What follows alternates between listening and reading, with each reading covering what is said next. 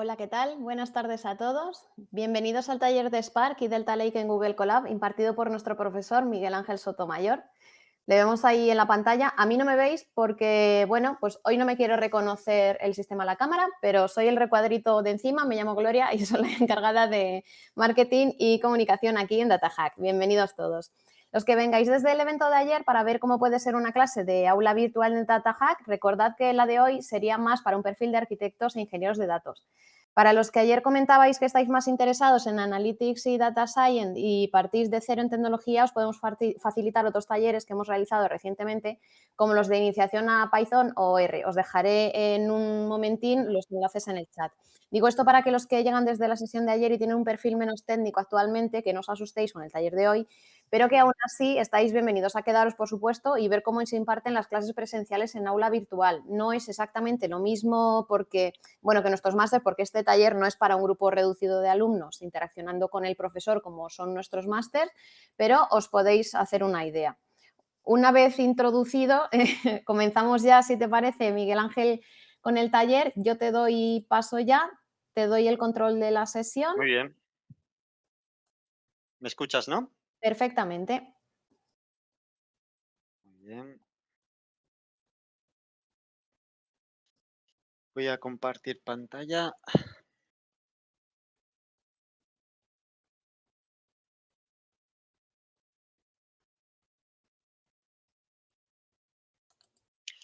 Dime cuándo se ve la pantalla. ¿Se ve ya? Está conectando. Ahora se ve. Muy bien. ¿Veis la presentación, no? ¿La ves? Sí, para Per- aquellos que les quede cortado a la izquierda por el chat, tenéis arriba, justo encima del chat, una chinchetita que si pincháis ahí se adaptan las pantallas. Muy bien, pues vamos a empezar. La charla de hoy va a ir sobre Apache Spark y Delta Lake. Sobre todo la parte de Delta Lake la vamos a ver y veremos una demostración implementando un CDC, ¿vale? Ahora, posible que esos conceptos ahora os resulten un poquito extraños, pero espero que después del taller pues ya estéis más familiarizados, ¿de acuerdo? De todas maneras, antes de empezar, voy a lanzar una encuesta, ¿de acuerdo? Para ver cómo vamos de conocimientos, ¿de acuerdo? Voy a iniciar una encuesta. Ahora mismo la tenéis que ver, ¿de acuerdo? Y bueno, voy a presentarme lo primero. Soy Miguel Ángel Sotomayor y bueno, os voy a dar esta charla, ¿de acuerdo? Soy Senior Data Engineer y Solution Architect en GFT. Mi trayectoria profesional, bueno, viene ya desde hace tiempo. Experiencia en temas de Big Data, pues tengo más o menos desde 2011, 2012 aproximadamente. Con Apache Spark prácticamente desde el principio, quizás del 2014, 2015. Y bueno, he trabajado sobre todo en proyectos bancarios, en GFT, siempre relacionados con el mundo de la banca, bueno, banca, seguros. También soy, como podéis imaginar, profesor dentro de DataHack y también soy profesor en la Escuela de Negocios de Escuela de Empresarios de aquí de Valencia. Yo soy de Valencia. Muy bien, pues estoy viendo los resultados. Voy a mostrar a todo el mundo los resultados. Más o menos hay poquita gente que sea experta. Bien, bueno, pues entiendo que para eso estéis aquí. Un poquita gente también, 7 personas, pues dicen que no saben lo que es esto de Spark SQL, ¿vale? Conocimiento bajo medio, pues la mayoría de todos vosotros. Entonces yo creo que la presentación va a ser adecuada, ¿vale? Al nivel que mayoritariamente tenéis. Entonces yo creo que se va a poder aprovechar bastante bien, ¿de acuerdo? Vale, pues continuamos. Estas son las secciones que vamos a ver hoy. Vamos a empezar con un breve repaso, una breve introducción que es Apache Spark. Esto le vendrá bien a esas personas que no saben nada del mundo de Apache Spark. También daremos una pequeña introducción de Spark SQL, a esas personas también le va a venir muy bien. Luego veremos temas de Delta Lake, qué es lo que nos está aportando o lo que nos va a aportar Delta Lake y sobre todo qué es eso, ¿vale? Luego veremos un concepto que es bastante novedoso, que ha propuesto Databricks, que es la empresa justamente que soporta, que da soporte, que da continuidad al proyecto de Apache Spark, y es el concepto de Lakehouse. Es un concepto que a lo mejor viene desde quizás mediados, finales del año pasado y que puede ser interesante, ¿de acuerdo? Y veremos cómo se podría implementar.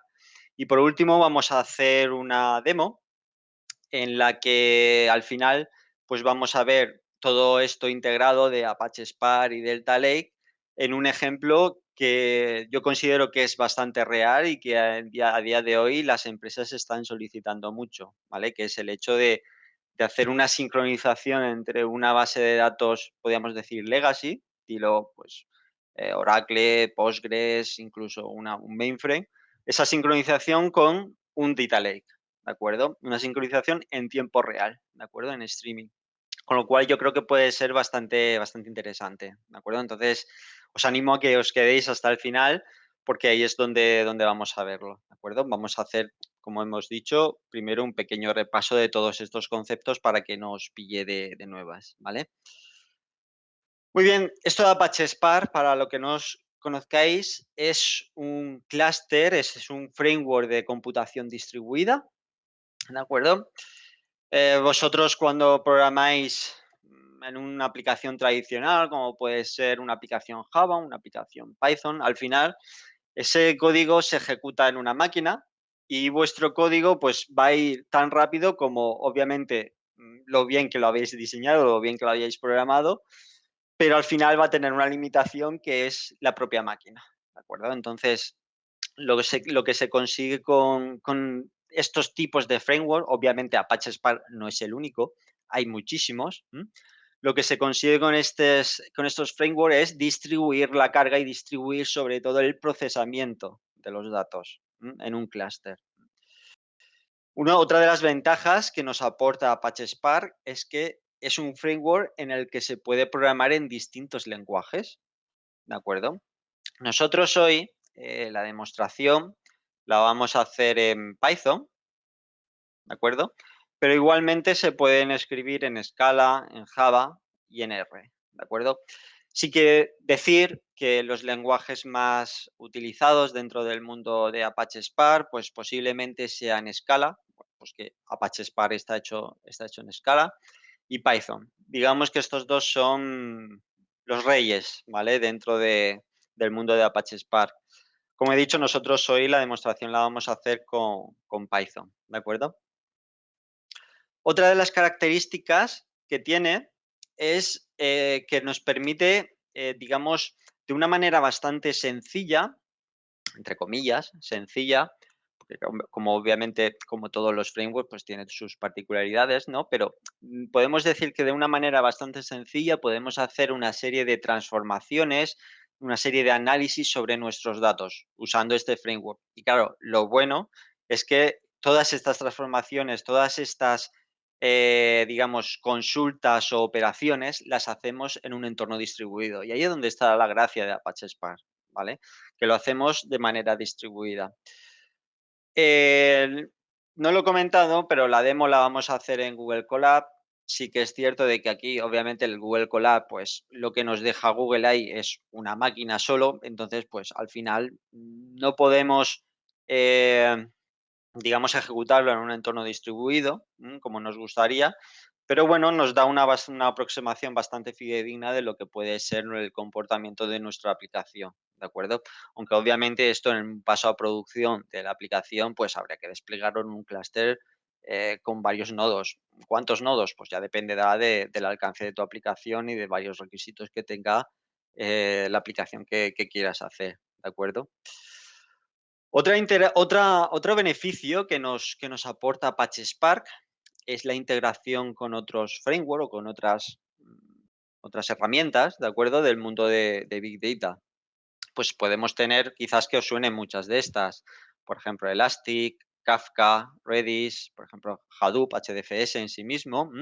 Incluso también integración con otras más comunes, ¿no? Del entorno de bases de datos relacionales o incluso también bases de datos no SQL, ¿de acuerdo? Entonces, al final lo que tenemos es una herramienta, Apache Spark, que nos permite no solo procesar de manera distribuida, con lo cual, en teoría, los tiempos, y digo en teoría porque también depende como todo, depende de cómo desarrollemos esa aplicación. En teoría debería de ser más rápido, sobre todo si tu algoritmo, tu aplicación es paralelizable.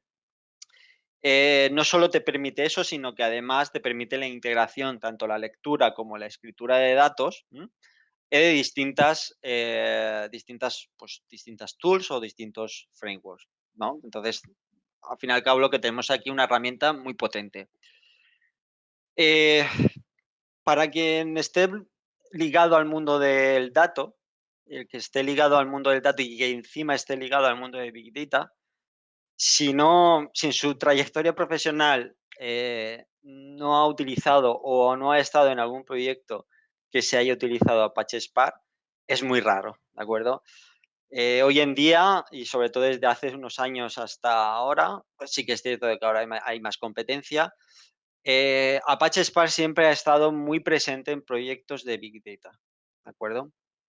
Ya os digo, si tenéis una trayectoria larga en el mundo de Big Data, seguro que en algún momento os habéis topado con alguna aplicación de Apache Spark.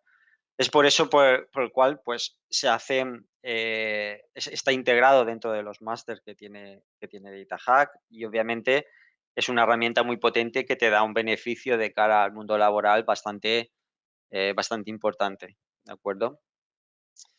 Bueno, esta es la arquitectura de lo que es el framework de Apache Spark. Aquí me voy a detener un poquito porque no vamos a ahondar mucho en lo que es cómo está por dentro Apache Spark. Básicamente, lo único que tengáis en cuenta es que vamos a tener un driver, que es donde está nuestra aplicación, y vamos a tener unos nodos, ¿vale? Unos nodos que es donde se va a ejecutar nuestra aplicación, ¿vale? Donde se van a ejecutar esas transformaciones sobre los datos, que bueno, que vosotros pues podéis programar pues con cualquier lenguaje que hemos visto antes, ¿de acuerdo? Obviamente nosotros en el Google Colab, en la demo que vamos a hacer hoy en el taller, pues no tenemos un clúster, como he dicho. Entonces, al final, en el Google Colab, el driver y los worker nodes al final son la misma pieza, ¿de acuerdo? Va a ser el mismo nodo. Entonces, bueno, se puede, pero obviamente en un entorno productivo es mucho mejor pues, desplegarlo en un clúster, ¿de acuerdo? Muy bien, pasamos a la parte eso es como introducción para ponernos un poquito en contexto qué es esto de Spark, Luego, Spark ha ido evolucionando durante muchísimo tiempo y ha ido adquiriendo más, robustez, ¿de acuerdo? Y uno de los hitos que marcaron el desarrollo de Spark fue justamente Spark SQL.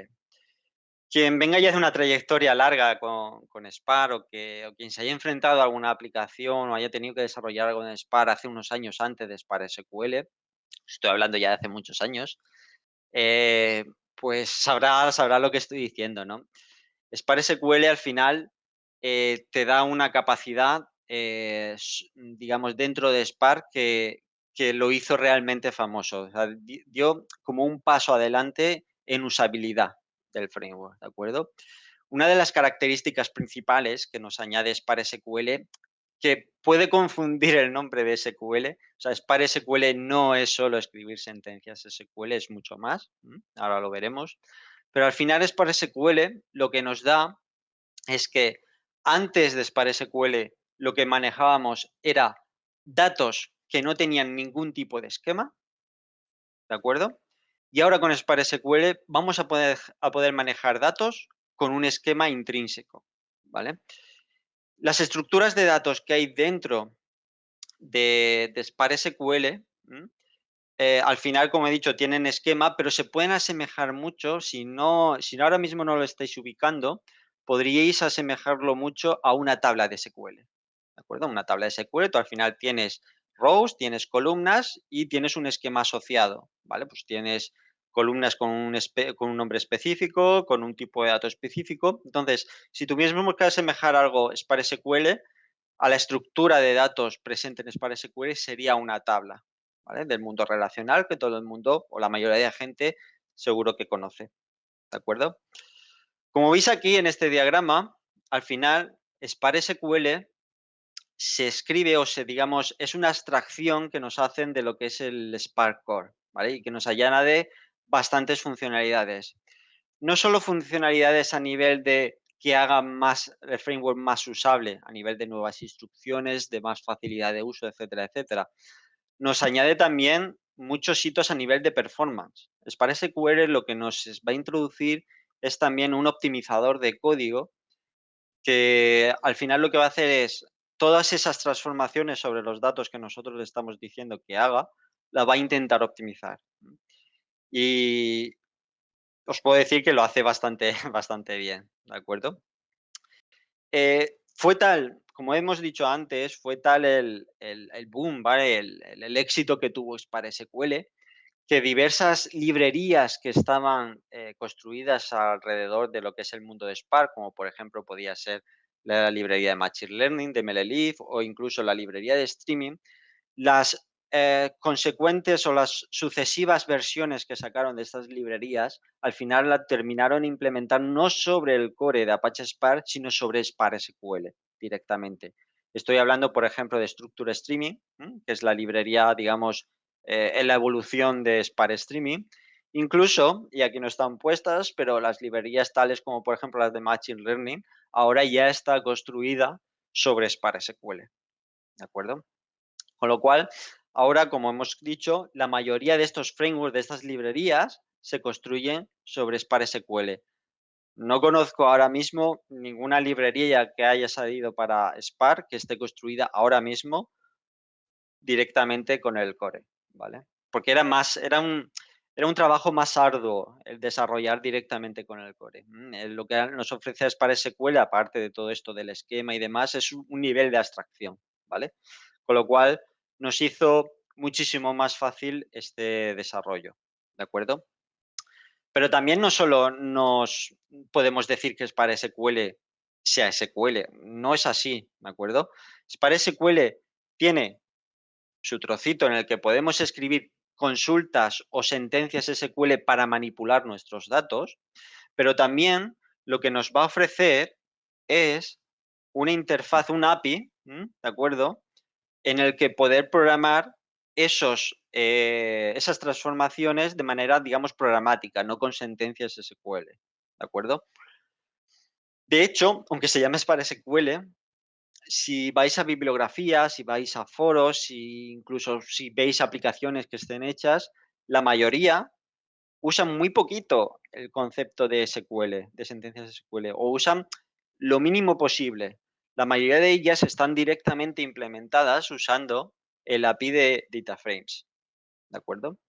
Y estoy diciendo el API de DataFrames, pero a lo mejor os podéis preguntar, ¿esto de DataFrames, esto qué es lo que es? ¿No? Básicamente un DataFrame es una colección distribuida, ¿de acuerdo? Que está en todos los workers, ¿vale? En todos los nodos de nuestro clúster, ¿vale?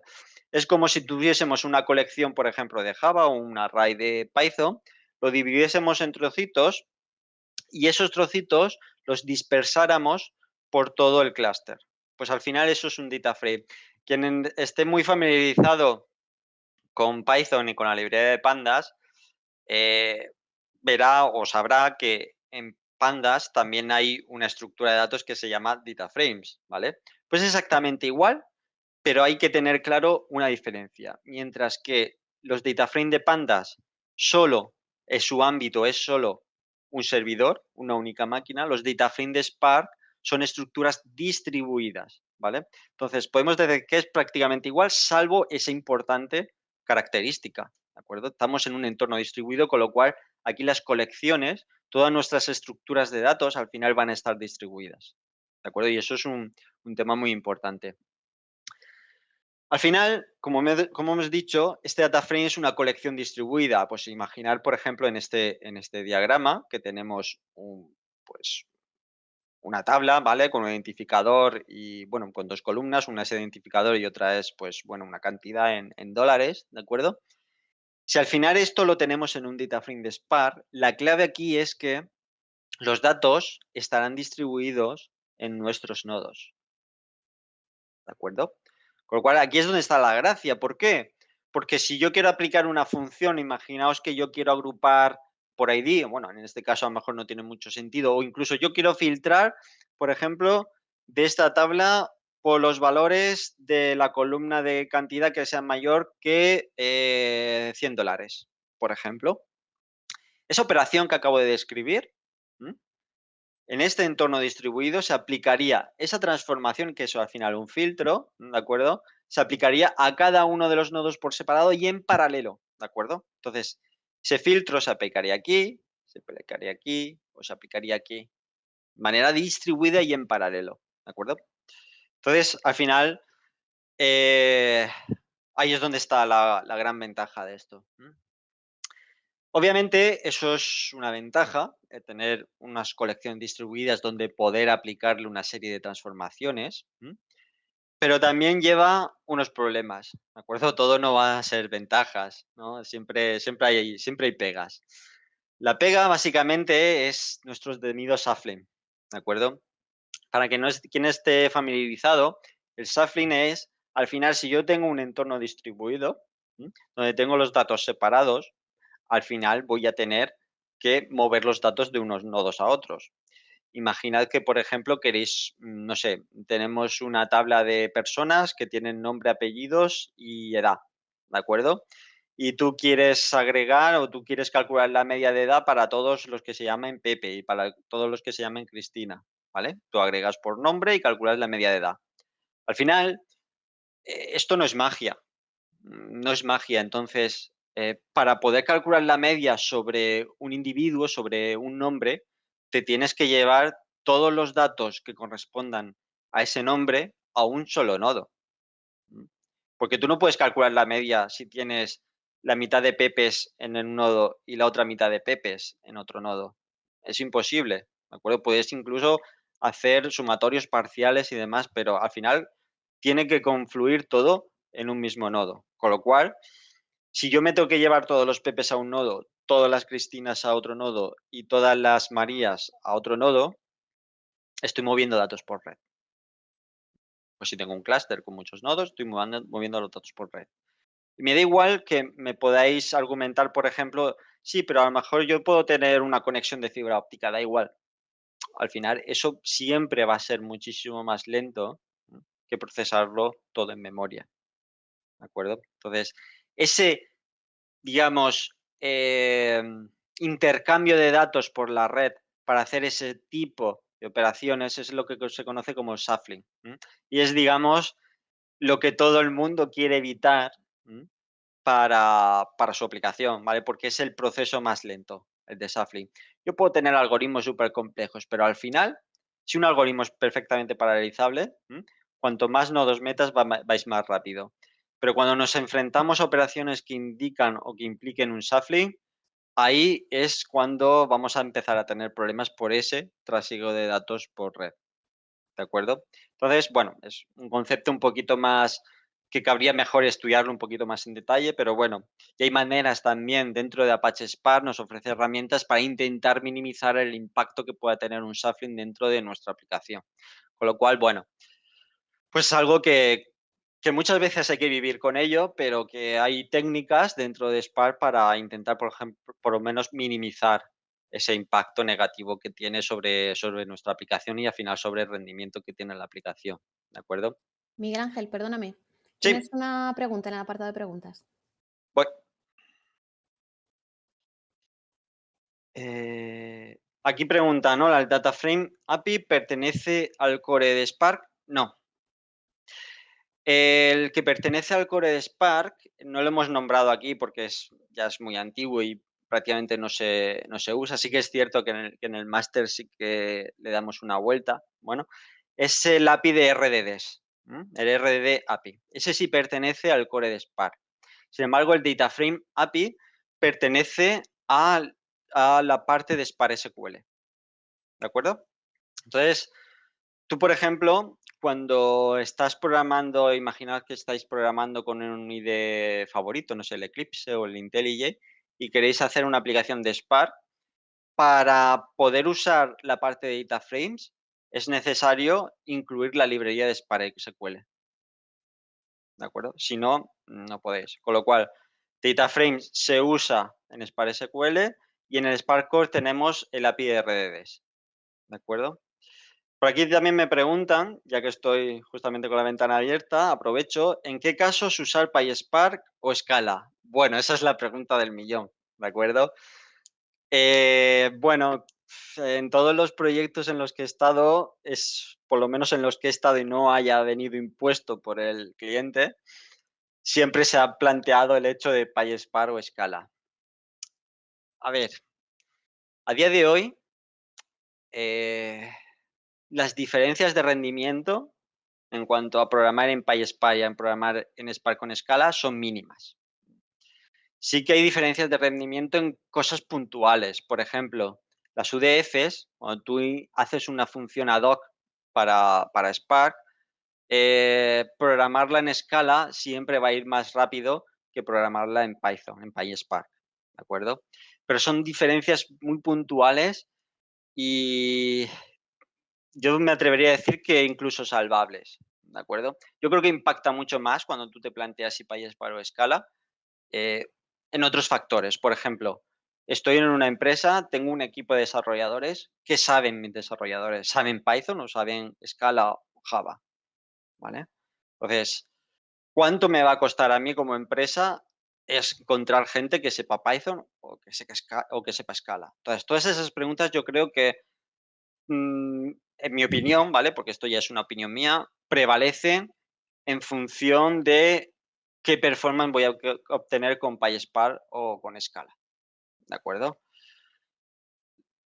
Puedes desarrollar una aplicación, la que se te ocurra, de igual manera en PySpark o Scala, eso no es ninguna constraint, ¿de acuerdo? Espero haber resuelto la pregunta, pero es una pregunta que podría dar a mucha discusión, ¿de acuerdo? Y que en todos los inicios de proyecto, por lo menos los que se empiezan desde cero y que no hay ninguna imposición del cliente, se pone sobre la mesa, ¿de acuerdo? Pero bueno, eso ya os digo, para mí priman más otros factores más que, por ejemplo, el performance, ¿de acuerdo? Bueno, continuamos. Lo que estáis viendo ahora mismo por pantalla es un ejemplo de una arquitectura bastante típica dentro del mundo, bueno, del mundo del Big Data, me atrevería a decir, mundo del dato en sí, ¿vale? Podemos sustituir Apache Spark, por ejemplo, por otro framework de procesamiento distribuido, incluso podemos sustituir, aquí que veis Kafka, pues por otro framework de un Publish Subscriber, por ejemplo, que sea distribuido. En fin, es simplemente por ponerle un poquito de nombres a la arquitectura, pero podríamos sustituir perfectamente las tecnologías, ¿de acuerdo? A lo mejor habrá mucha gente que sepa esta arquitectura de qué va. Es una arquitectura muy típica, es una arquitectura lambda, ¿de acuerdo? En el que la función principal es procesar datos en tiempo real, pero a la vez procesar en batch, ¿vale? Y esto puede ser un poquito raro, ¿no? ¿Y para qué quiero procesar en batch si ya estoy procesando en tiempo real? Eso sería muy buena pregunta, ¿de acuerdo? Vamos a intentar darle algún tipo de respuesta, ¿de acuerdo? Os planteo un ejemplo. Imaginad que yo tengo pues unos datos de entrada, por ejemplo, pongo mucho el mismo ejemplo también en mis clases. Imaginad que vosotros estáis procesando los datos de una Smart City, ¿m? Y estáis recibiendo datos de sensores, de humedad, de temperatura, ¿no? Esos datos al final tú lo quieres procesar en tiempo real, por ejemplo, para dar algún tipo de alerta, no sé, cuando la temperatura en algún lugar de la ciudad sube a más de 40 grados, pues das una alerta a nivel, no sé, a nivel del ayuntamiento, vete tú a saber el qué. Bueno, pero puede ser algún tipo de reacción hacia eventos, pero claro, tiene que ser en tiempo real. Eso sería esta parte de aquí, ¿m? Esta parte de tiempo real, ¿de acuerdo? Pero claro, el tiempo real tiene también sus problemas. ¿Qué pasa si yo, por ejemplo, eh, algoritmos para calcular, no sé, KPIs sobre las temperaturas y demás que dan información, pues no sé, al equipo de meteorólogos de la ciudad o vete tú a saber a quién. Pues si esos algoritmos cambian, claro, si yo no almaceno esos datos que me vienen en tiempo real en ningún lado, al final los pierdo, ¿no? Entonces, muchas veces lo que se hace es procesar esos datos en tiempo real, dar una respuesta en tiempo real a los datos, pero a la misma vez me estoy almacenando para histórico o para incluso ejecutar cualquier otro tipo de operación sobre datos históricos, ¿de acuerdo? Me lo estoy guardando en un data lake. Estoy persistiendo esos datos históricos. Pero claro, aquí ya viene el primer problema. ¿Qué pasa si estos datos están mal? Me vienen correcciones a lo largo del tiempo. ¿M? Con lo cual, claro, si yo he emitido un valor en tiempo real y 2 días después me viene una corrección de esos valores, no sé, porque a lo mejor ha habido sensores que, pues, que se han roto y que han echado a perder, pues, esos algoritmos que he estado ejecutando. Pues, a lo mejor me interesa que fuera del ámbito del tiempo real, volver a ejecutar esos algoritmos o incluso otros distintos para hacer recálculos sobre esos datos que ahora sí que sé que están bien, ¿de acuerdo? Es un poco, esto es como el yin y el yang, ¿no? Se complementan el uno al otro, la parte de streaming con la parte de batch, ¿vale? Que sería pues esta de abajo, este caminito de abajo. Claro, no solo al orden de que datos te vengan mal, a lo mejor es que los datos están bien, pero es que yo quiero reprocesarlos, pues no sé, pues imaginad que estáis creando modelos de machine learning y dentro de 3 años veis que tenéis un modelo con un tipo de algoritmia que hace unas predicciones o crea unos modelos súper perfectos. Bueno, pues a lo mejor te interesa reprocesar toda esa información que tenías almacenada para entrenar los modelos. Bueno, pues todas esas operaciones son operaciones batch, que difieren de estas operaciones de streaming.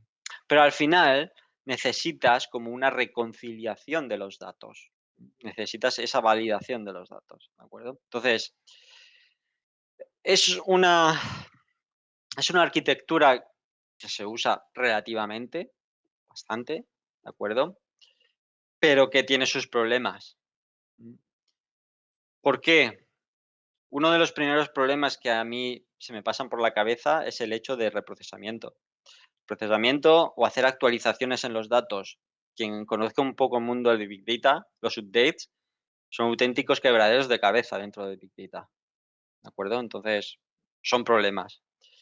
Tema de validaciones, también son problemas. Esto de que tan fácil tenemos en las bases de datos relacionales de las constraints, son un dolor de cabeza dentro del mundo de Big Data, ¿de acuerdo?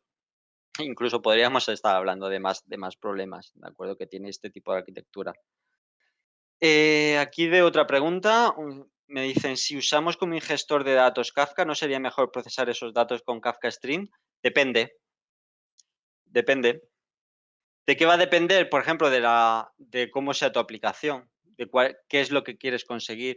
Obviamente, Kafka Streams es también un framework de procesamiento distribuido y funciona bastante bien, ¿de acuerdo? Pero, por ejemplo, todo lo que vamos a contar a partir de ahora, de Spark, nada de eso lo tiene Kafka Streams, ¿de acuerdo? Es cierto que con Kafka Stream, por ejemplo, podríamos llegar incluso a latencias de hecho, se llegan a latencias más bajas que con Spark Streaming. Pero la versatilidad que a lo mejor te va a ofrecer el framework de Spark no te la va a ofrecer Kafka Streams, ¿de acuerdo? Yo me he peleado con los 2, también te lo digo. Por ejemplo, yo ahora mismo estoy inmerso en un proyecto que tiene KSQL, no es Kafka Stream, es como la evolución de Kafka Streams, y os puedo asegurar de que todos los días que estoy inmerso en ese proyecto me estoy acordando de la versatilidad que me podría ofrecer Apache Spark en vez de haber usado KSQL, ¿de acuerdo? Entonces, la respuesta es sí, se podría hacer, y también Vicente pregunta, ¿y Flink? también se podría hacer, pero cada framework te da sus beneficios y sus contras, ¿de acuerdo? Flink también está muy bien y de hecho seguramente para entornos en streaming sea mejor, ¿de acuerdo?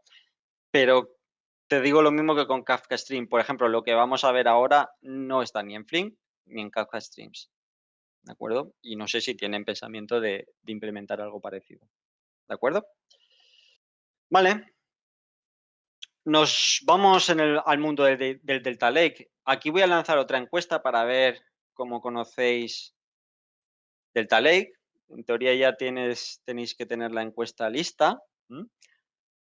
A ver, de momento el que es Delta Lake va ganando. Alguien experto en Delta Lake, muy bien. Medio.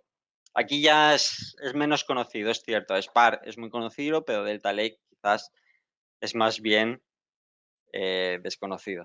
Vale, os muestro los resultados.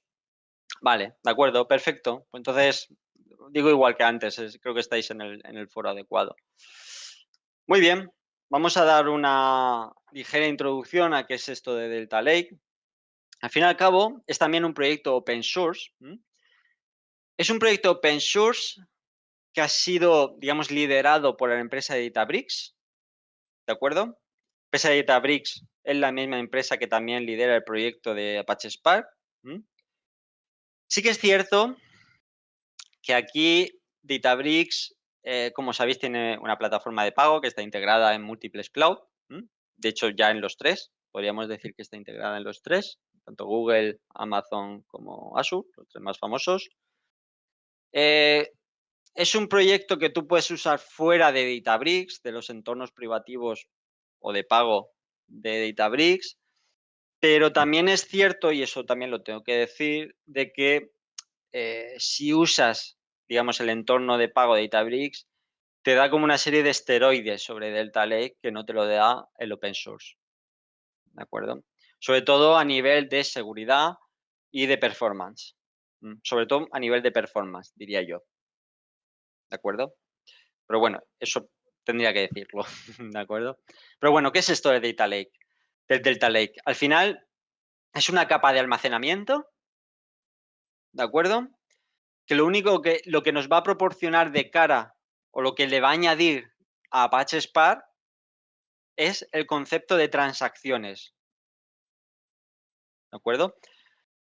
No me voy, no quiero muchas veces caer en el error que yo también caigo de intentar comparar este concepto de transacciones con el concepto tan evolucionado y tan maduro que tiene la transaccionalidad dentro de bases de datos relacionales como puede ser Oracle o MySQL. No llega a tal punto, ni por allá pasó. Pero el concepto de transacción dentro del mundo de Big Data es uno de esos grandes reclamos que siempre hemos estado viendo. Hay por ahí tecnologías que sí lo tienen y demás, pero bueno, ha sido uno de los talones de Aquiles, ¿no? Dentro del mundo de Big Data, de este tipo de frameworks. Pero no solo nos da el hecho de transaccionalidad, que ahora veremos cómo lo implementa por dentro, nos da también o nos da también como un consejo o una propuesta de arquitectura dentro del mundo de Big Data. Esta propuesta de arquitectura la estamos viendo ahora mismo en pantalla y es unificar el mundo streaming con el mundo batch, ¿de acuerdo? Aunque Apache Spark por sí mismo también trata de unificarlo, pero aquí la unificación se hace más latente, ¿de acuerdo? Y nos da como 3 estadios dentro de nuestro procesamiento de datos, ¿de acuerdo?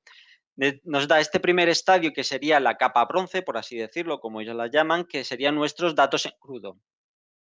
Perdón. Serían datos que nos vienen desde cualquier fuente, tipo de fuente, pues MySQL, otros data lakes, cualquier fuente que se os ocurra.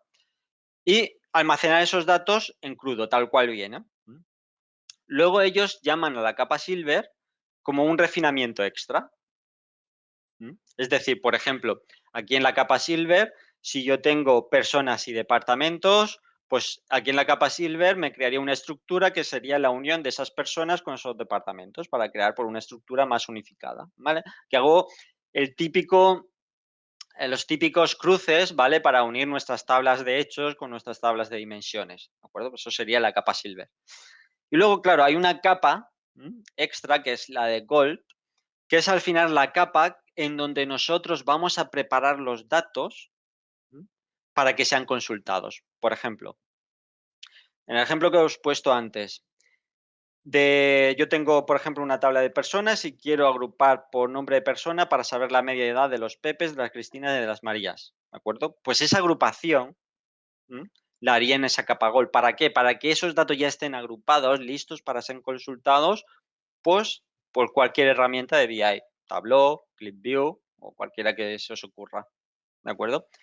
Claro, esa preparación de los datos implica un coste, un coste que a lo mejor las herramientas de BI no pueden asumir, ¿de acuerdo? Y que nosotros sí. Entonces, digamos, tenemos estos 3 estadios que nos permiten desde unos datos en raw ir afinando esos datos, refinando, ¿de acuerdo?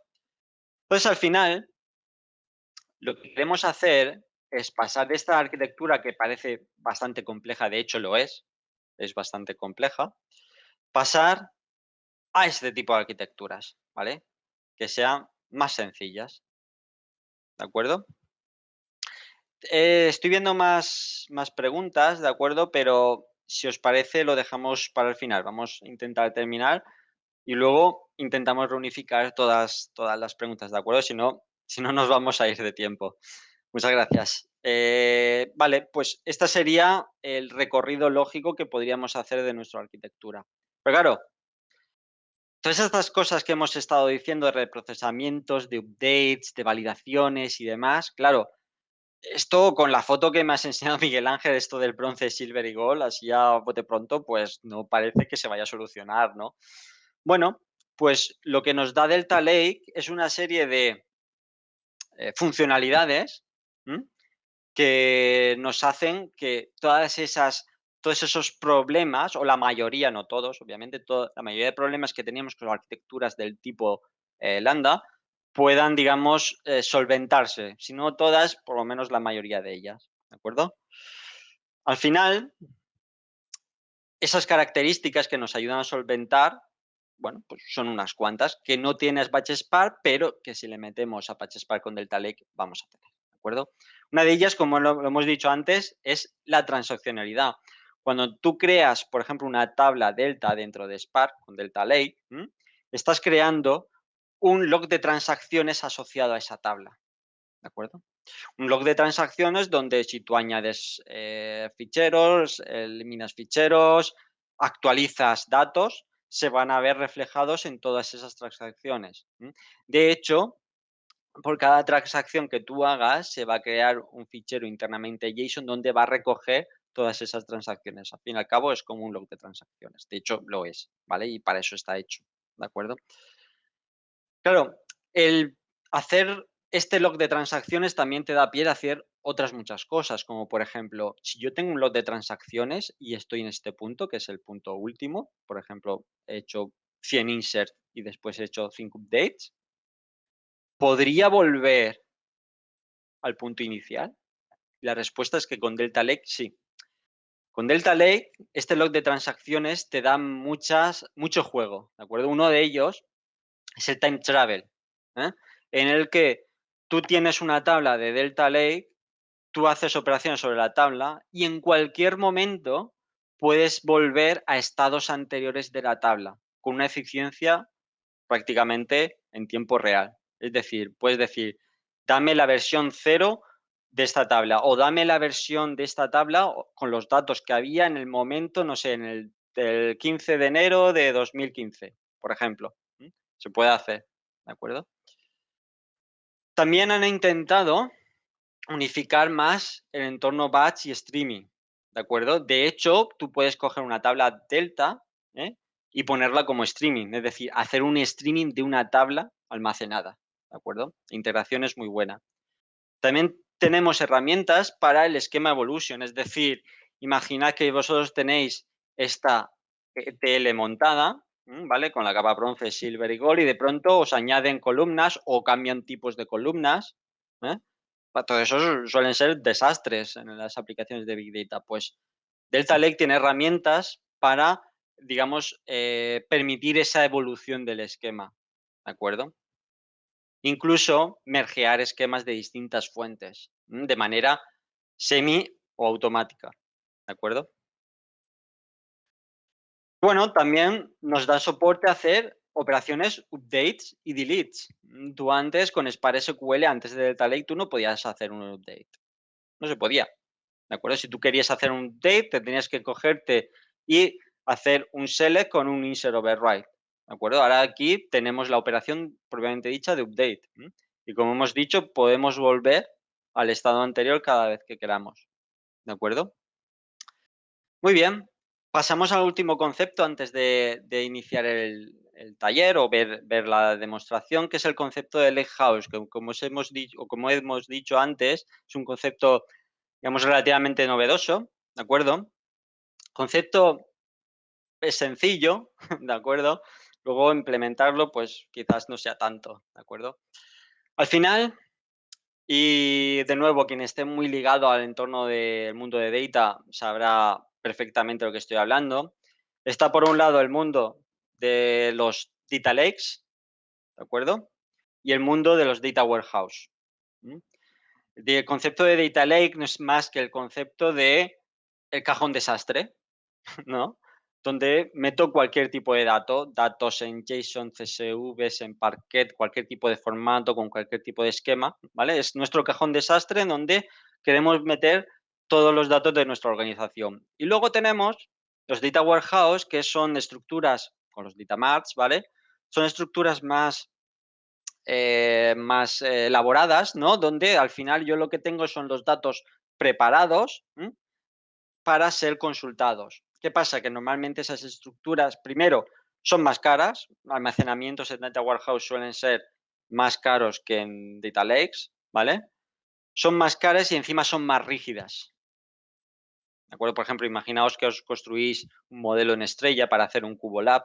Es una estructura que es bastante rígida, ¿no? Entonces, ahí tienes la pega, ¿de acuerdo? Entonces, concepto de Lakehouse, que es un concepto que proviene de la empresa Databricks, recordemos que es la misma que ha hecho Apache Spark y que ha desarrollado Delta Lake, ¿no? Es un concepto para intentar unificar esos dos mundos, el mundo de Data Warehousing y el mundo de Data Lakes, ¿de acuerdo? Y al final, lo que ellos proponen es esta evolución. Obviamente desde los años 80, ¿no? Se venían manejando, bueno, 80, ahí yo no manejaba nada, pues es la época en que nací, pero bueno, se manejaban Data Warehouse y Data Marts, luego nació hace relativamente poco, aunque ya tiene bastantes años, el concepto de Data Lake, ¿no? Pero si veis aquí, concepto de Data Lake al final, y era una arquitectura bastante típica dentro de las empresas, convergía, ¿vale? Converge a unos data marts, a un data warehouse. ¿Para qué? Para preparar esos datos para ser consultados, ¿vale? Por, pues, por el cliente, ¿no? Era bastante habitual, ¿no? Hacer este tipo de ETLs que al final metían los datos en un data warehouse. Al final lo que ellos proponen es, nos olvidamos de los data warehouse y lo tenemos todo en un data lake. ¿Por qué? Como he dicho, una de las razones fundamentales es que es más barato, ¿de acuerdo? Y también el hecho fundamental de que yo puedo tener todos mis datos dentro de Data Lake, cualquier tipo de fuente, y unificarlos dentro de Data Lake sin tener que depender de estructuras intermedias o sin tener que hacer ETLs complejas, ¿vale? Como aquí está, ETLs complejas para preparar esos datos para los data marts, ¿de acuerdo?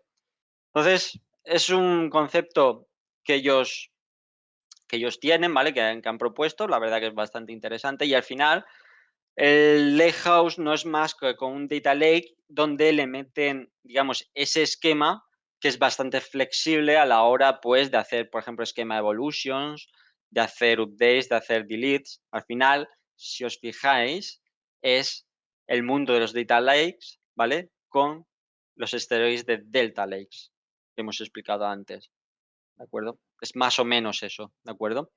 Y os proponen como un recetario, ¿vale? Como una receta para construir un lake house. ¿Cuál es esa receta? Obviamente, los datos van a estar en un data lake, ¿de acuerdo? Barato, open source, todo lo que queráis, ¿de acuerdo? Tenemos que tener una serie de el concepto de transaccionalidad, que nos lo da Delta Lake. Obviamente, para manejar esos updates, para manejar esas evoluciones del esquema, ¿de acuerdo? Obviamente también tenemos que tener estas ETLs para transformar nuestros datos, porque nadie nos va a quitar el hecho de transformar nuestros datos. Y ellos nos dicen, pues para hacer eso tienes el concepto de Spark y Delta Pipeline. El Delta Pipeline no es más que eso que hemos visto de las capas de bronce, silver y gold, ¿de acuerdo? Luego tenemos esto que es de Databricks Engine, que es justamente lo que decía, que esto no está, digamos, disponible dentro de la versión open source de Delta Lake, pero sí que está dentro de Databricks. Es una serie de esteroides pues, para mejorar performance.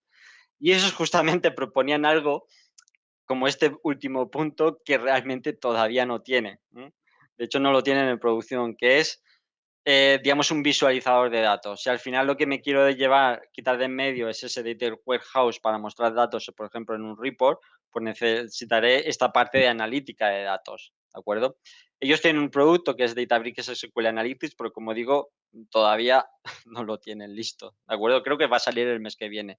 De hecho, creo que hay una conferencia de Databricks, tienen el Data IA Summit a finales de este mes, posiblemente lo presenten ahí, ¿de acuerdo?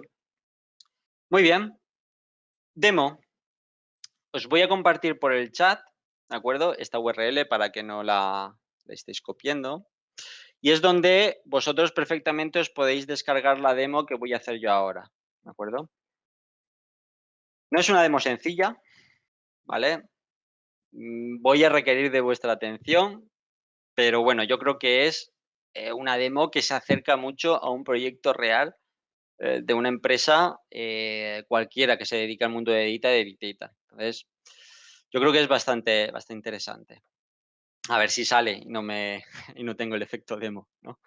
Bueno, antes de empezar con la demo, quiero explicar un concepto que es el concepto de Chain Data Capture. Imaginad que vosotros estéis en una empresa y necesitáis sincronizar los datos entre vuestra, digamos, infraestructura o, digamos, sistema de almacenamiento de datos antiguo, llámele, no sé, un DB2, o incluso podríamos, aunque no es antiguo, pero bueno, podríamos meterlo dentro del mismo saco Oracle, MySQL y demás. Quieres sincronizar esos datos que ahora mismo están funcionando sobre aplicaciones reales de vuestra empresa y no podéis permitir el hecho de apagarlos para enchufar aplicaciones nuevas sobre estructuras de datos más modernas. Queréis sincronizar esos datos con un data lake. Por ejemplo, caso típico, yo tengo un Oracle o un MySQL en on-premise, ¿vale? En mi data center, dentro de mis en Hierro, básicamente, dentro de una habitación en mi empresa, y quiero sincronizar los datos con un data lake en el cloud, ¿vale? Pues hay herramientas que se llaman los Chain Data Capture que te ayudan a hacer eso. Son herramientas que inspeccionan los logs de transacciones de tu base de datos, llámale, no sé, DB2, Oracle, MySQL, en este caso lo vamos a hacer con Postgres, va a leer ese log de transacciones y todos esos mensajes de log de transacciones los va a propagar a donde nosotros le digamos. En este caso, pues puede ser el cloud, ¿de acuerdo?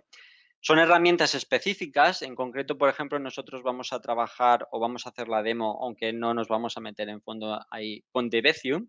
Debezium es una aplicación, aunque hay más, que puede leer ese log de transacciones y hacer esa propagación a la nube, ¿de acuerdo? Pero bueno, es simplemente para que tengáis ese concepto claro. Al final, lo que nosotros vamos a montar en la demo es esto. Nosotros vamos a tener un Postgres SQL, una base de datos típica relacional, con dos tablas, clientes y pedidos, ¿de acuerdo? Nosotros vamos a tener ese Chain Data Capture, que en nuestro caso es de Decium, ¿vale? Pero hay muchos más.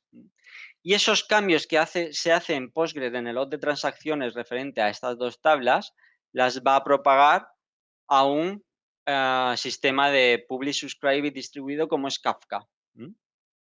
Y después, lo que nosotros vamos a hacer, lo que nosotros vamos a tener en el Google Colab es una aplicación hecha en Apache Spark con Delta Lake, ¿de acuerdo? Que accede a esos datos y vamos a montar la infraestructura bronce, plata y oro, como en inglés, como lo queréis llamar, ¿de acuerdo? Esto es, indicaros que en esa URL que os he puesto ahí tenéis las herramientas necesarias para crear esto en un Docker. De hecho, tenéis un Docker Compose para levantar esta infraestructura, ¿de acuerdo? Y también tenéis el Notebook para realizar los pasos con Apache Spark, ¿de acuerdo? Yo en concreto tengo esto desplegado en AWS, la nube de Amazon, ¿de acuerdo? Y esto obviamente en Google Colab. Entonces el Google Colab va a acceder a un Kafka que tengo en la nube de Amazon, ¿de acuerdo? Básicamente lo que he hecho es crearme una instancia, una máquina virtual en Amazon y desplegar ese Docker Compose que estáis viendo o que podéis ver en el GitHub, ¿de acuerdo? Vale, eso es, básicamente esta es la arquitectura de lo que vamos a ver en la demo, ¿de acuerdo? Pues vamos a verlo. Aquí tenemos, bueno, si queréis os lo muestro. Tengo 2 máquinas en Amazon por si acaso alguna se escacharra mientras que estamos haciendo la demo y tengo que pasar a la otra. Siempre hay que tener failover, ¿de acuerdo? Tengo esta máquina, que es la que contiene el Postgres, Debezium y Kafka, ¿de acuerdo? Y luego tengo este notebook, que es el que también tenéis disponible en esa cuenta de GitHub, ¿de acuerdo? Este notebook, vamos a explicarlo, tiene distintas fases. Tiene una serie de fases de que son los prerequisitos, la capa de bronce, plata y oro que hemos estado hablando de Delta Lake, ¿de acuerdo?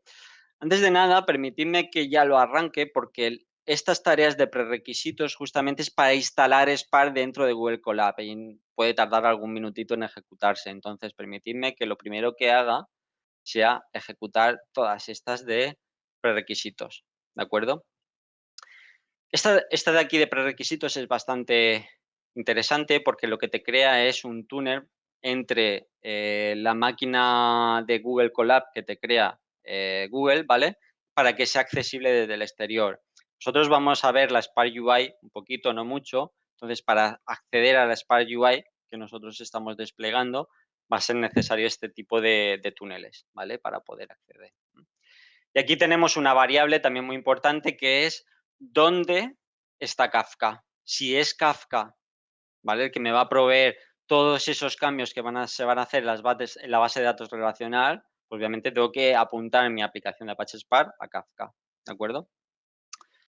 Bueno, tenemos la capa de bronce y como hemos dicho, la capa de bronce es para leer los datos en crudo, ¿correcto? Pues muy bien. Lo primero que vamos a hacer es crear un string. De momento no tenemos nada de Delta Lake, es solo Apache Spark, de hecho Structure Streaming puro y duro, donde nos vamos a conectar a ese Kafka, ¿de acuerdo? Bueno, este es el esquema del mensaje que me va a venir de Kafka con la estructura de customers, ¿vale? Simplemente tienen un identificador y un nombre, la tabla es muy sencillita. Y aquí lo que voy a hacer, la tarea fundamental es coger y deserializar ese JSON que me va a venir de Kafka.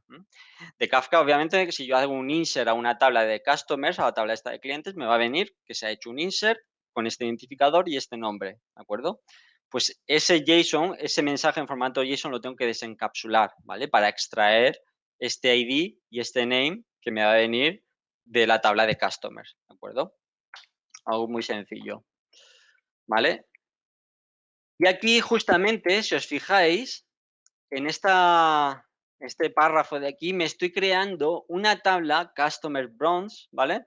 En los clientes de la capa bronce usando Delta, ¿vale? Aquí estoy creando una tabla de tipo Delta donde voy a almacenar a partir de esos datos de Kafka, ¿de acuerdo? Voy a almacenar pues todos los customers en crudo, ¿de acuerdo? Muy bien. Y aquí tenemos ya lo primero interesante. ¿Qué escoger? Lo que estoy haciendo aquí es, voy a crearme, ¿de acuerdo? Una estructura para decirle, este string que me está viniendo de Kafka, aplicaré esta operación. Y es una operación nueva que está dentro de Delta Lake, que es la operación de merge. Básicamente lo que estoy haciendo, todos los, digamos, todos los clientes que existían en la tabla, déjalos. Si me viene alguna actualización, cuando me coincidan los clientes nuevos que me vienen con los que ya tenía, actualízalos, y si no existía, insértalos, ¿vale? Esta operación de merge, si estáis muy acostumbrados a bases de datos relacionales, las tienen las bases de datos relacionales. Es una operación de merge normal y corriente, es decir, todo lo que me venga de customers de Kafka, lo materializo en mi tabla de clientes bronce, ¿vale? Si ya existía el cliente, lo actualizo, si no existía, lo inserto, ¿vale? Bastante sencillo. Bueno, y aquí lo que creo es justamente el stream, ¿de acuerdo? Que aplica esa operación que acabamos de escribir, ¿de acuerdo? De momento, como no hemos hecho ninguna inserción, aquí estoy haciendo un select sobre la tabla de customers bronce, aquí no va a haber nada, ¿de acuerdo? Ahora, cuando en el ejemplo insertemos alguna fila en Postgres, veremos cómo se traslada aquí. Pero de momento, obviamente, está vacía porque no hemos insertado nada. Pues exactamente lo mismo, no voy a parar mucho, vamos a hacer lo mismo que hemos hecho para la tabla de customers, vamos a hacer para la tabla de orders, ¿de acuerdo? Exactamente lo mismo. Cuando me venga un pedido que ya existía, lo actualiza, es esta operación. Cuando venga una que no existía, un pedido que no existía, insértalo en la tabla, ¿de acuerdo? Muy bien, y aquí creamos el string que hace la llamada a ese merge. De momento creo que es bastante sencillo, ¿no? Vale, esta es la capa de bronce donde tengo mis datos en crudo de customers y de orders. Vamos a ver la capa de silver.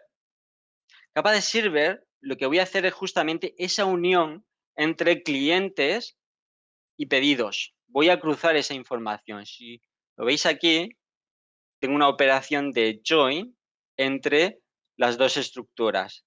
De hecho, estoy cargando aquí la estructura de customers y aquí estoy cargando la estructura de orders. Aquí hay un detalle importante, fijaos. La estructura de order, perdón, la estructura de orders es una tabla delta que he guardado en esta dirección, esta ruta, en este path. Pues bien, con Delta Lake, una de las características que tiene es que yo puedo establecer un string de datos directamente sobre la tabla.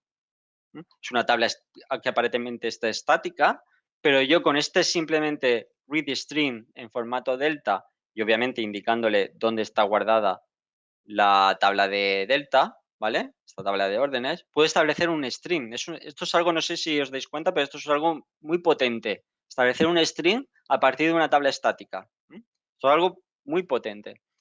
Entonces, lo que estoy haciendo aquí es estableciendo un string con la capa de bronce de manera que todo lo que cambie en esa capa de bronce va a ser propagado a este join que tengo en la capa silver, ¿de acuerdo? Que es justamente este join. Y para eso me creo otra tabla que almacenará los datos ya cruzados. Esa tabla es Customer Order Silver. Bueno, aquí hago un drop por si existía, creo la tabla y de nuevo ejecuto un string, es decir, ejecuto un disparador que me proporcionará la ejecución de este join, ¿de acuerdo? Obviamente, la consulta sobre esta tabla de Silver va a estar vacía, porque, como he dicho antes, de momento no tenemos datos, ¿vale? Claro, y aquí, no sé si os habéis fijado, la tabla de customers, la estoy leyendo, digamos, de manera normal, no estoy utilizando un red stream. Sin embargo, la tabla de orders sí estoy utilizando un red stream. ¿Esto qué quiere decir? Cada evento que me venga de la tabla de orders, lo va a disparar este join. Pero claro, ¿qué pasa si me viene un evento de la tabla de customer, una inserción, un date? Esto no va a disparar este join, ¿de acuerdo? Entonces, para solventar esto, lo que estamos haciendo aquí abajo es actualizar la tabla que hay en la capa de Silver cada vez que me venga un evento nuevo de Customer. Pero de nuevo, es la misma historia, utilizando una operación, aquí veis, de merge. Es decir, cuando alguien me actualice un cliente, lo que voy a hacer es, a esa tabla de pedidos con clientes que está cruzada, voy a actualizar a ese cliente. Por ejemplo, imagínate que me cambiáis el nombre del cliente. En vez de Pepito, ahora se llama Juanito. Pues toda esa tabla que ya estaba cruzada con los pedidos de Pepito, pues los voy a actualizar a Juanito, ¿vale? De nuevo creo el stream, que me va a resolver esta parte de la capa de Silver. Quizás yo creo que esta capa de Silver sea la más complicada, ¿de acuerdo? De entender. Luego viene una capa muy sencillita, que es la de Gold, que es preparo los datos para ser consultados. En este caso, lo que quiero ver es la distribución de pedidos que hay por cada cliente. Es decir, agrupar por cliente y contar el número de pedidos. En este caso, obviamente, de nuevo saldrá vacío, ¿de acuerdo? Y aquí tengo para representarlos en un diagrama, ¿de acuerdo? Entonces, ¿cómo podemos probar esto? Pues lo que tengo yo aquí es justamente un cliente de Postgres que está tirando contra el servicio de Postgres que tengo levantado en AWS. Entonces, lo que voy a hacer, por aquí tengo preparado algunas instrucciones, es coger e insertar unos clientes. Voy a insertar a Alexander, Lawrence, Andrew, Honorato y Darius. ¿Vale? Ejecuto el insert. ¿Vale? Perdón, este no era. Esto venía heredado de la prueba que he hecho antes. Tengo que meterle otros ID, pero son los mismos. Alexander, Lawrence, Andrew, Norato y Darius. Lo ejecuto. ¿Vale? Se han insertado 5. Ahora mismo, si nos vamos al Spark UI, vamos a ir bastante rápido a Spark UI, veremos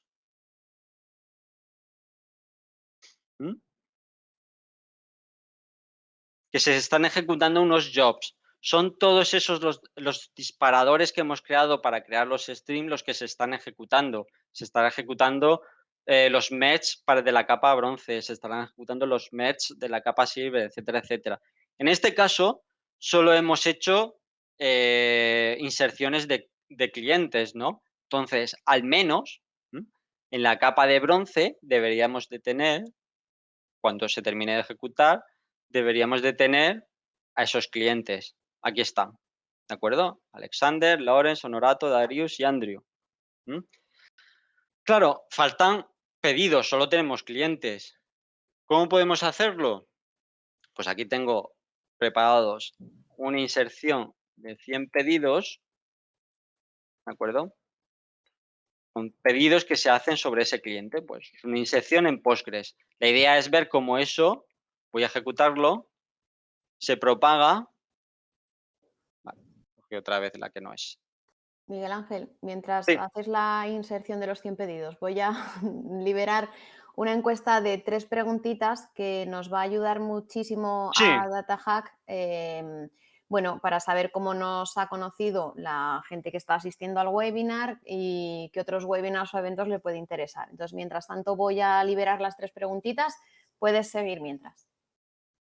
pero ¿vas a comentar las preguntas o No, sí, continúo? salen aquí en la pantalla y puedes seguir mientras tanto. Yo las dejo aquí para que vayan respondiendo. Ya no te interrumpo más. Vale, Gracias. de nada, voy a copiar aquí estas órdenes, ¿vale?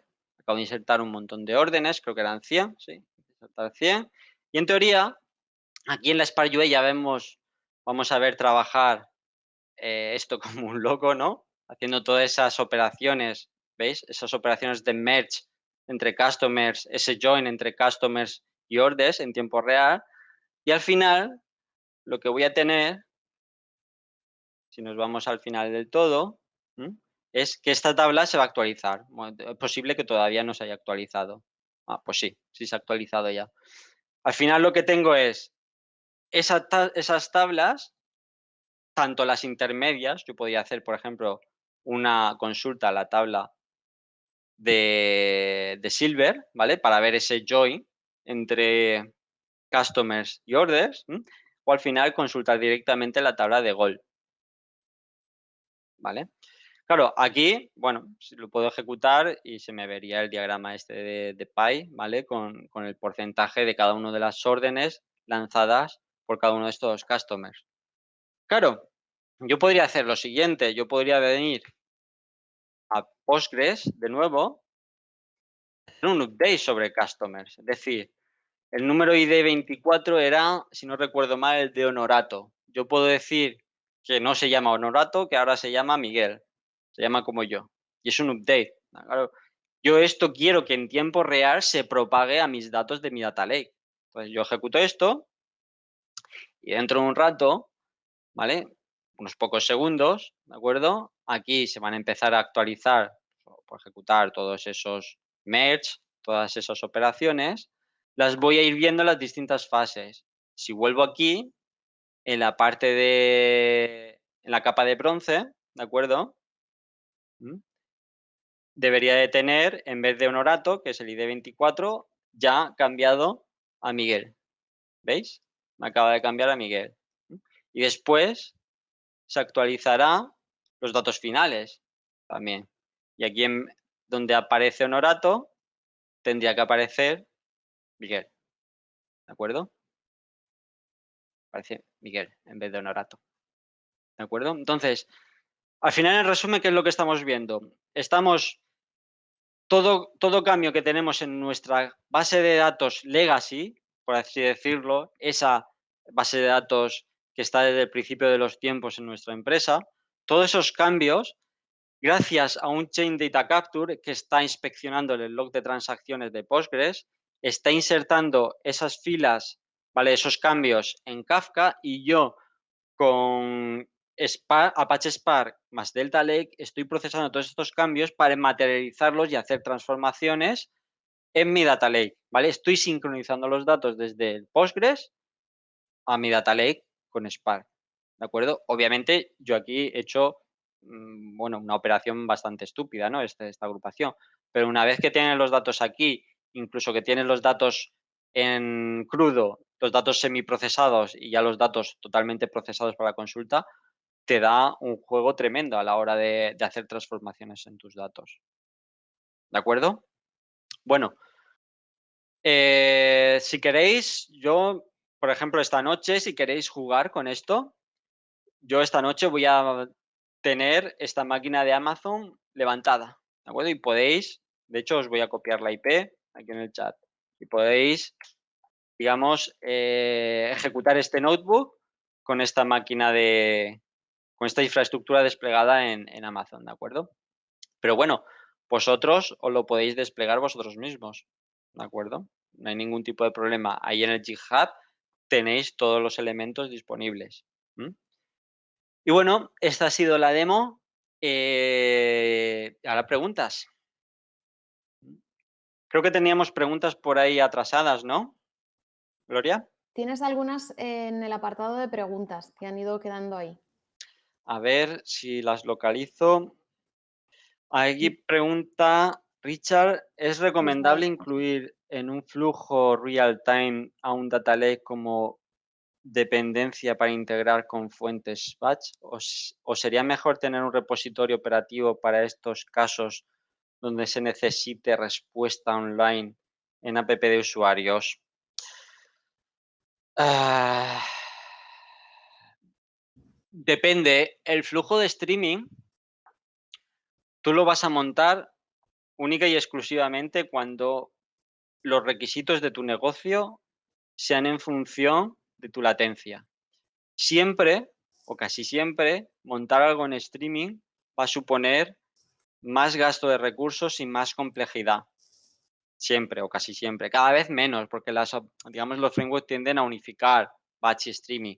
De hecho, aquí vosotros podéis constatar perfectamente, y se ve muy bien, en la capa Silver, en la primera instrucción, donde yo aquí leo una tabla en modo batch y aquí una en modo streaming. Y fijaos qué diferencia hay. En vez de poner un read, pongo un read stream.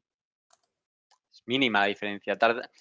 Los frameworks al final lo que intentas es eso, esa unificación. Entonces, yo solo pondría streaming, un flujo en real time, cuando fuese totalmente necesario.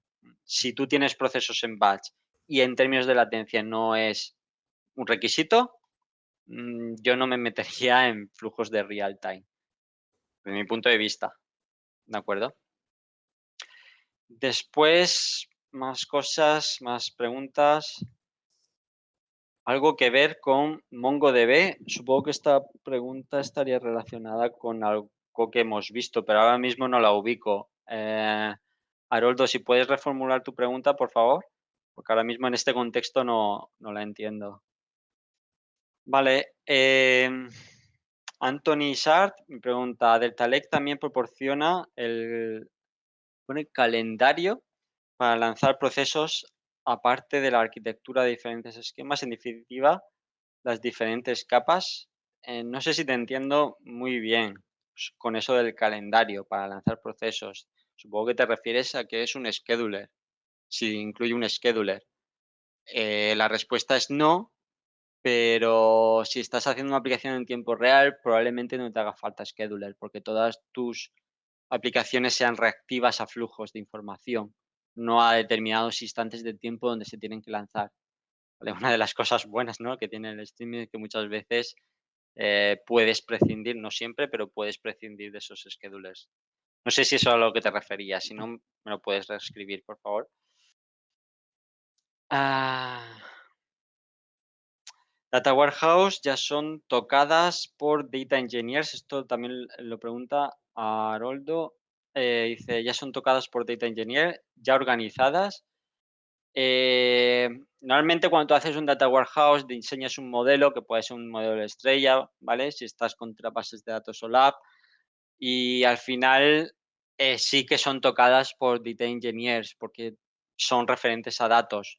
Normalmente son creadas por gente que es bastante experta en ese tipo de modelos y en ese tipo de base de datos, ¿vale? Porque los modelos en estrella, que es un tipo de modelo, ¿no? Hay más, pues son bastante específicos y bastante peculiares. Entonces, normalmente son gente que se ha pegado con temas de data warehousing y bases de datos OLAP.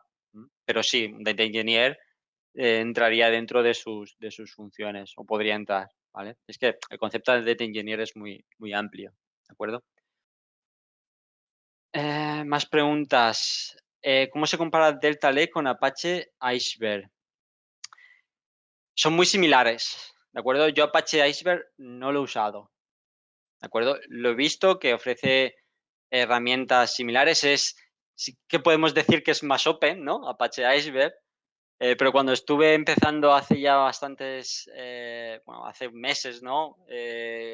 Para ver el tema este del Delta Lake, me encontré con documentos de Apache Iceberg, pero ahora mismo no te sabría decir cuáles son las diferencias. Sé que son muy parecidos.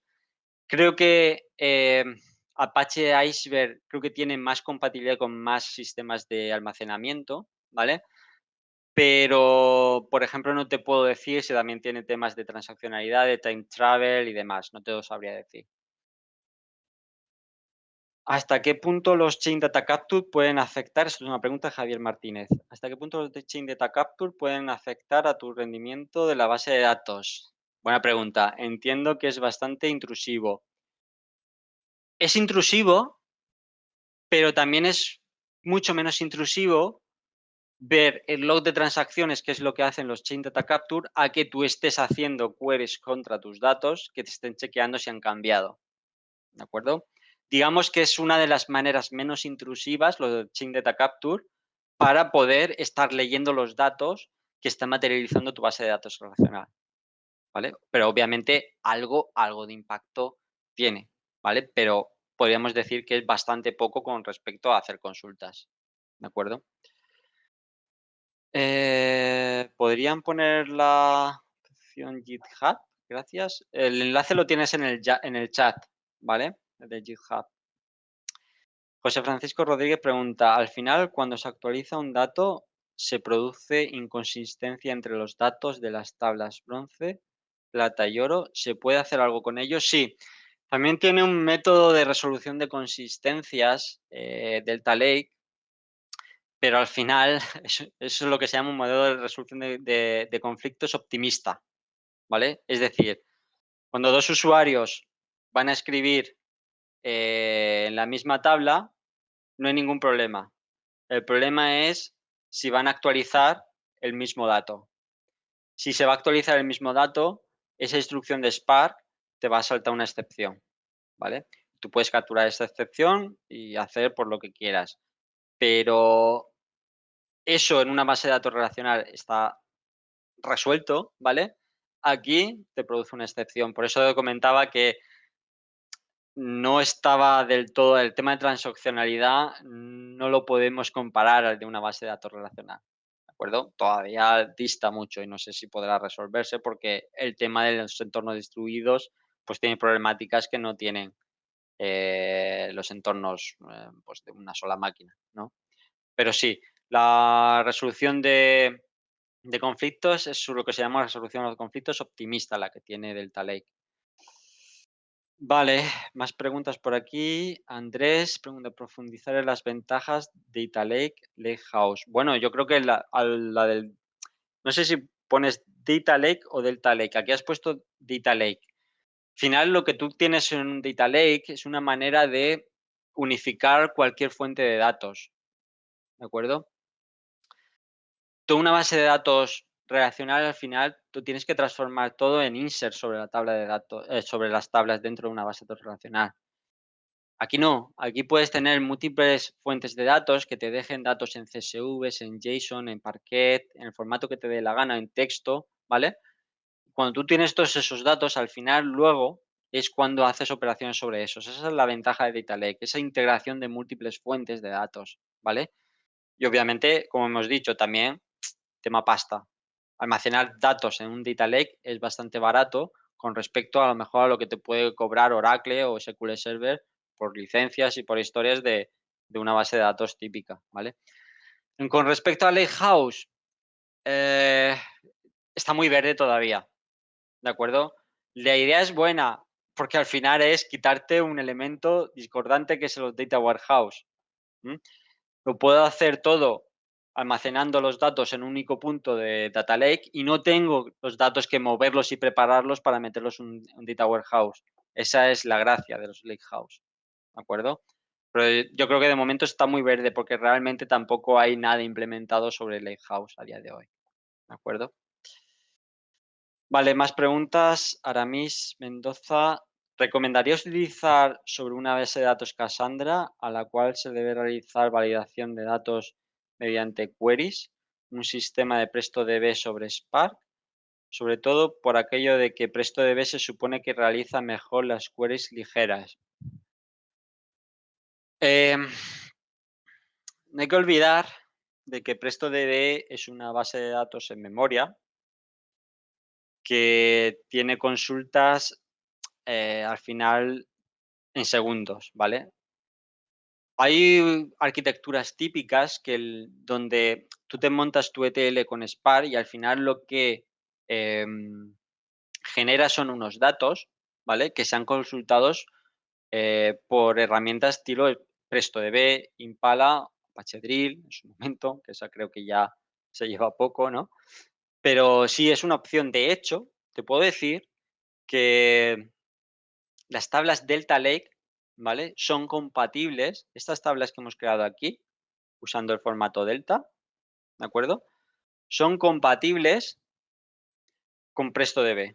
Es decir, PrestoDB es capaz de leer tablas Delta, con lo cual una arquitectura típica podría ser esa capa Gold, en vez de prepararla para una herramienta de DI, prepararla para que PrestoDB consulte esa información en un tiempo aceptable. El problema de las herramientas de PrestoDB y de Impala y demás es que cuando son consultas sobre tablas sencillas va estupendamente bien, pero cuando empezamos a meterle joins es cuando empezamos a tener los problemas. Y los problemas a lo mejor se pueden traducir en el que el usuario esté intentando ver un report, que es una consulta de PrestoDB sobre una tabla en un Delta Lake, ¿vale? En un Data Lake, y la consulta pues tarda mucho. 5, 6, 10 segundos, 15 segundos. ¿Por qué? Porque PrestoDB está haciendo un montón de joins.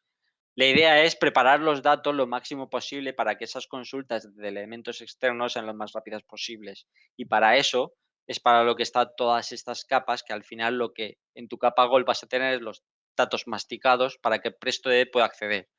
PrestoDB o una herramienta directamente de BI, un Tableau, ¿de acuerdo? Pero sí, sí, la integración es buena.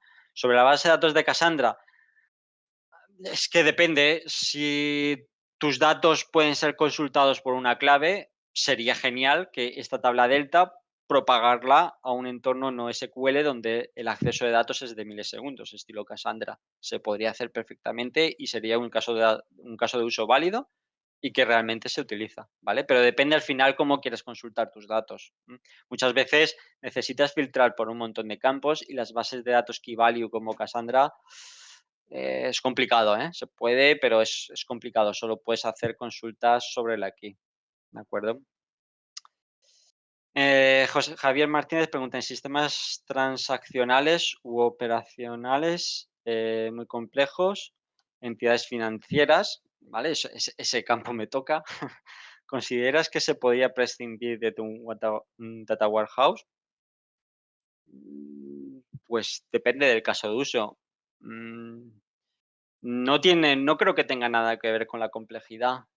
El data warehouse muchas veces, o los data marts o las bases de datos OLAP se meten justamente porque tú necesitas muy poca latencia a la hora de consultar tus datos y necesitas que el cliente tenga la capacidad, por ejemplo, de hacerse reports ad hoc, ¿de acuerdo? Entonces, si nosotros podemos conseguir lo mismo con estas capas, bronce, silver y gold, en esta capa de gold, masticar también los datos que sean accesibles en un tiempo razonable por una herramienta estilo Tableau y demás, pues podrías prescindirlo, ¿vale? A día de hoy, el concepto, como he dicho, de Lakehouse está un poquito verde, ¿vale? Y todavía le queda mucha tirada. Entonces, a mí me gustaría ver cuando saquen los Databricks SQL Analytics, cuánto de latencia tengo sobre conjuntos de datos grandes, ¿vale? Pero yo creo que no tiene nada que ver con la complejidad. Yo creo que tiene más que ver con la latencia. La latencia muchas veces es uno de los aspectos que te marcan cómo vas a arquitecturar tu aplicación. Son aspectos claves, ¿de acuerdo? A nivel de propia arquitectura o incluso a nivel de aplicaciones. No es lo mismo, como ha dicho un compañero vuestro, hacerlo con Kafka Streams que hacerlo con Spark. Con Spark siempre vamos a tener más, o normalmente vamos a tener más latencia con Spark Streaming que si lo hacemos con KSQL o con Kafka Streams. Por cómo está hecho el Apache Spark, por cómo es la arquitectura de Apache Spark.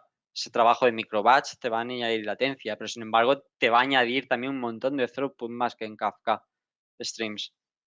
Depende mucho, entonces, cuál es el escenario, ¿vale? Muchas veces tampoco importa la latencia tanto. Entonces, pues tienes que ir eligiendo muchas veces la herramienta que mejor se adecue, ¿no? ¿Delta Lake es igual a Hadoop HDFS? No. Delta Lake usa o puede usar HDFS como sistema de almacenamiento. Lo que te proporciona Delta Lake es una capa de abstracción por encima del sistema de fichero distribuido capaz de estructurar tablas tal cual las hemos visto, con todas las características que hemos visto, pero no son equiparables. Delta Lake usa HDFS o puede, mejor dicho, no solo puede usar HDFS, puede usar S3, puede usar Blob Storage de Azure como sistema de almacenamiento, pero no son equiparables. Es una capa de abstracción que hay por encima.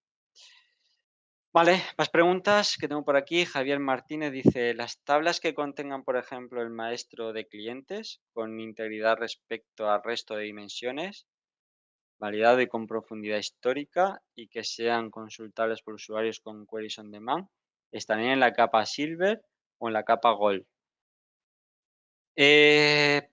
Yo todo lo que sea accesible lo pondría en la capa Gold, pero de nuevo, esto es una arquitectura y no tenemos que tenerlo como algo rígido. Si tú tienes que acceder a los datos en RAW, por ejemplo, ya ni te hablo de capa Silver o capa Gold, te hablo de capa Bronce, ¿vale? Incluso más atrás. Si tú tienes que acceder a esos datos RAW por algo en especial, accede, no hay ningún tipo de problema. Imagínate que a lo mejor es necesario para que una herramienta de Machine Learning cree modelos.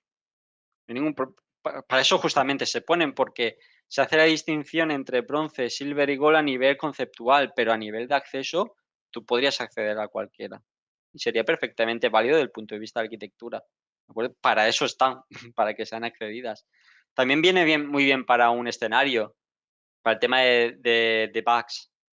Si yo quiero hacer una depuración de mi aplicación o quiero hacer un data lineage de todos mis datos, esas 3 capas vienen como anillo al dedo, ¿verdad? Pero al final puedes acceder a la que tú quieras. ¿Cómo escala Delta Lake cuando trabaja con transaccionalidad y grandes volúmenes? ¿Daría problemas el shuffling? Ahí estaríamos hablando más que de Delta Lake, que sí, estamos hablando de Apache Spark. Cuando tenemos alto en volumen de transacciones, pues quizás podemos tener un problema y ahí la única solución que podríamos introducir es una solución a nivel software, que tú seas capaz de esas, vamos a poner ejemplos, foreign keys, primary keys y demás, ser capaces de controlarlo a nivel software, más que la propia herramienta porque no te lo va a permitir. Lo único que te permite Delta Lake y no Spark, ¿vale? Es poner constraints en tus tablas.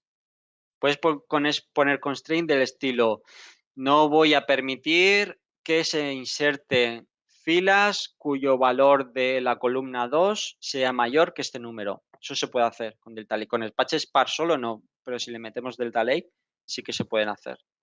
¿De acuerdo? Pero el concepto de transaccionalidad hay que llevar cuidado para respetar esas foreign keys que tenemos por ahí. Ahí, la única manera que puedes hacerlo, ya te digo, es a nivel software. ¿Mm? Con grandes volúmenes, esto está pensado para eso, directamente. Esto está pensado para, para meterle caña, ¿de acuerdo? Obviamente, siempre y cuando tu problema sea paralizable, tu algoritmo sea paralizable, si no tenemos un problema de paralelismo. ¿Mm? Y el shuffling va en función de las operaciones que tú apliques. Shuffling normalmente se, se producen cuando tienes joins, group bys, distinct, operaciones de ese estilo. Es cuando hay shuffling y cuando te tienes, digamos, que preocupar de ese problema. Por eso están los expertos en Apache Spark. Al final todo el mundo puede coger y aprender Spark y ponerse a tirar líneas de código. Pero cuando realmente tienes un experto, alguien que haya tenido pues una formación específica en esto, podría saber identificar cuándo se va a producir un shuffling, cómo arreglar el shuffling, si hay arreglo, muchas veces no hay, y cómo abordarlo, ¿de acuerdo? Y ahí es donde está la diferenciación entre alguien que, bueno, conozca el lenguaje de Spark o alguien que realmente sea, no voy a decir un experto, pero que conozca esos detalles, ¿de acuerdo? En esos detalles de performance es donde está la diferencia. Y creo que tengo aquí ya la última y creo que ya con eso cerraremos, ¿no? Porque, bueno, todavía queda media hora, ¿vale? Tenemos tiempo. Pensaba que era a las 8:30. ¿Podría crearse un API REST que realizase consultas sobre las tablas delta? De ser así, ¿sería óptimo o es muy loco? Depende del volumen de tu tabla delta y del volumen que vayas a consultar. Como poder se puede hacer, ¿de acuerdo? Más, piensa una cosa, al final lo que tenemos en una tabla delta no son, que eso es cierto, que no lo he dicho, son datos en formato Parquet. Todo lo que sea capaz de leer ficheros en formato Parquet puede leer una tabla delta.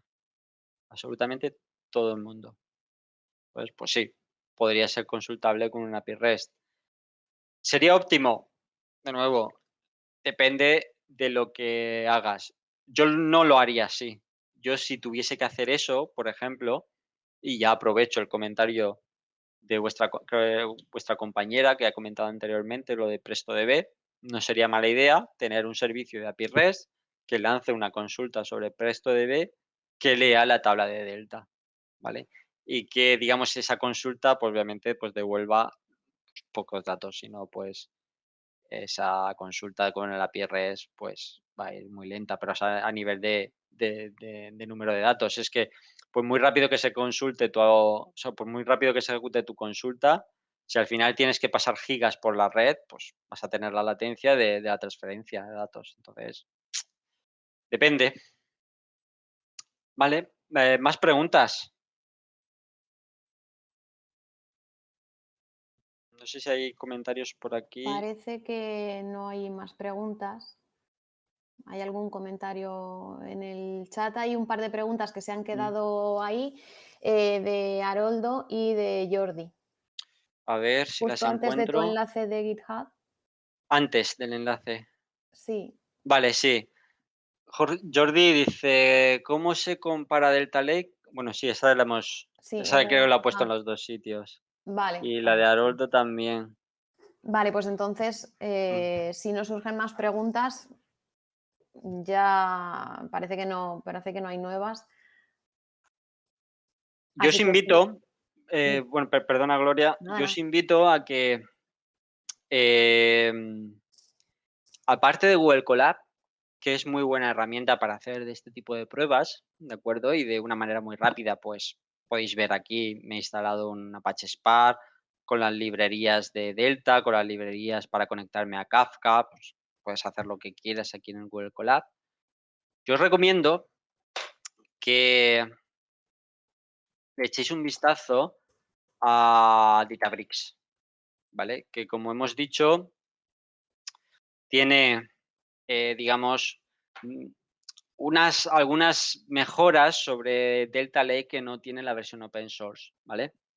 Aquí en esta URL, que os la puedo poner en el chat, es una URL para acceder a la versión community de Databricks, ¿vale? Básicamente gratis. Igual que en Google Colab solo nos deja un nodo, ¿de acuerdo? Pero podría ser muy interesante. Y migrar el código que tenemos aquí en Google Colab a Databricks es prácticamente directo. Es prácticamente hacer copy-paste. Es más, esta fase de prerequisitos no la tenéis que hacer. Sería simplemente mimetizar la parte de bronce, silver y gold. ¿De acuerdo? Pues creo que lo tengo todo. Incluso en el GitHub tenéis lo que he usado, las instrucciones SQL para crear la base de datos en Postgres. También tenéis las instrucciones que he ejecutado en Kafka, ¿vale? Porque eso no lo he comentado, pero en Kafka, aquí tengo, bueno, realmente lo que tengo desplegado ahí en AWS es Confluent. Tengo varias queries de KSQL, ¿vale? Que lo que me han hecho es, digamos, simplificar un poquito el código de Spark. Básicamente, Debezium, ¿vale? El Chain Data Capture me está enviando los datos a Kafka en formato Abro, ¿vale?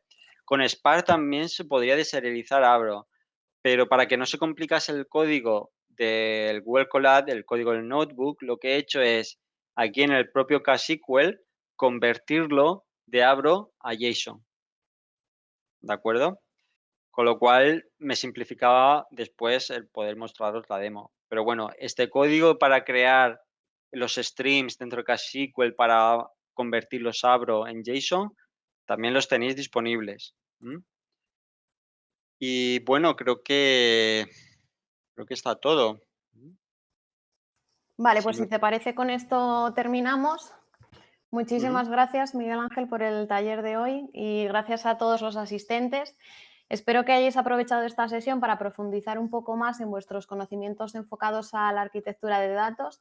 Os recuerdo que tenemos abierta la edición de mayo del máster en arquitectura Big Data, para el que tenemos un porcentaje de descuento bastante interesante y en el que van bajando por ello las plazas disponibles, que van bajando bastante rápido.